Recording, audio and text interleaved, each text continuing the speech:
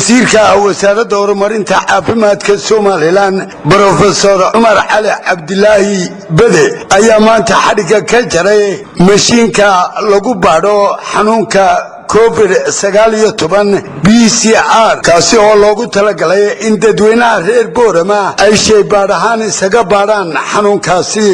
waxaana munaasabada xadhiga jarkaasi goobjoog ka ahaa isuduwaha wasaaradda horumarinta caafimaadka gobolka Awdal agaasimaha isbitaalka magaalada Boorama wakiilka hay'adda WHO dhakhaatiir iyo waxgarad kale iyo gudoomiyaha golaha deegaanka ee degmada Boorama iyo gudoomiye ku-xigeenka gobolka Awdal waxaana munaasabadaasi ugu horeyntii hadalka iska daba qaatay mas'uuliyiinta caafimaadka ee heer gobol iyo heer degmo waxaana hadaladoodii kamid ahaa labada jiin ayaan ku baadhnaa COVID-ka imika muddadan intii aan baadhnay ilaa imika waxaan baadhnay 69 case 7 case baa positive noqday laba dumara saddex dumara iyo afar rag weey hawshuna si fiican bay u socotaa wuxuu saaka wasiirku xariga ka jaray labada mishiin ee lagu baarayo xanuunkaasi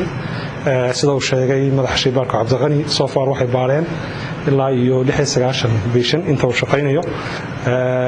marka hore mishiinka hadaan ka hadalno PCR ka waxaan ka helay wasaaradda oo safarkii hore wasiirku ahaa kii uu siday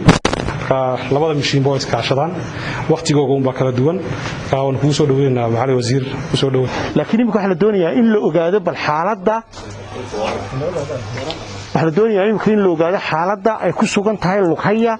oo aan wali kaysle keenin iyo baki degmada la yiraahdo si u dhantayba waa wax ka wasaaradahan anaga muhiim noo ah isagoo wasiirku mar kastaba wasaaradda ugu heelayahay sidii looga qabtir lahaa baahiyaadka kala duwan ee caafimaad darrada ah ee bulshada ku imanaya imikana outbreak-ga COVID-19 aynu ku jirno har iyo habeenba uu taagan yahay alxamdulillah anaguna waxaanu diyaar u nahay hadii Ilaahay raado inaan intii taalkayga diyaar u noqono inaan bulshada ka qabtirno waxa iyaguna soo dhaweeyay mashiinkaasi lagu baadhayo xanuunka COVID-19 gudoomiye ku-xigeenka gobolka Awdal Awaale Farax iyo maayirka degmada Boorama Salmaan Xasan Xadee waxaana labadooduba ay tilmaameen sanadka maanta wax qabadkay waxad moodaa talaabo ka soo la qaadayo xagga caafimaadka inaan aad uga dhex muuqano because of waxa weey xanuunkan emergency-ga ah ayaa wuxuu keenay inaan maadaama adeeg bulsho aan bixinayno inaan soo jeesano xagga caafimaadka runtii wax badan waanu kala qabanay wasaaradda caafimaadka haddii ay tahay howlashii la dhisay la dayactirayay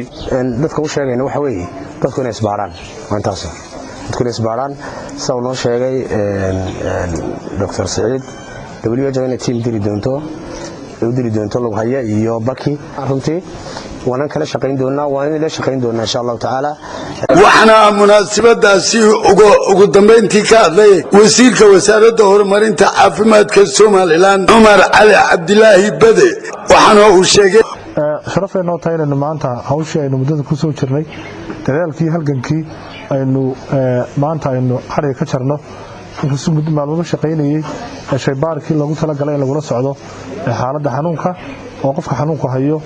iyo qofka iska shakisan iyo si guud ba ayna siin doono xog aad u balaaran oo aynu go'aamo muhiim ku gaarno cid kasta gacan ka geysatay aad baan ugu mahadcelinaynaa oo dawladda Taiwan oo keentay mashiinka iyo wasaaradda caafimaadka qaybta ka qaadatay waxa kale oo muhiim ah in la joogteeyo wacyigelintii oo ugu muhiimsana oo sida uu sheegay Saciid la tago goboladii degmooyinkii la daadabo dadkana la baaro wacyigana loo soo kordhiyo loo sheego xanuunku inuu jiro waxaan aaminsanahay isku duubnidaas un been insha Allah taala Ilaahayna uu naga saari doona mar labaad mar saddexaad waxaan aad ugu mahadcelinayaa dhammaan cidii qayb ka qaadatay waa caafi TV-ga qaranka Soomaaliland Boorama